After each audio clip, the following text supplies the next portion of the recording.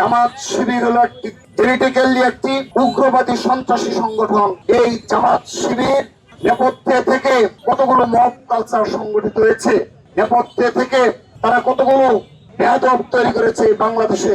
জামাত শিবির হলো একটি জেনেটিক্যালি একটি উগ্রবাদী সন্ত্রাসী সংগঠন। বিগত সময়ে, বিগত দশকে তারা যেখানে ক্যাম্পাসে রক কাটার কালচার তৈরি করেছিল, রক কেটে তারা তাদের বৌদ্ধবাদ প্রতিষ্ঠা করতে চেয়েছিল।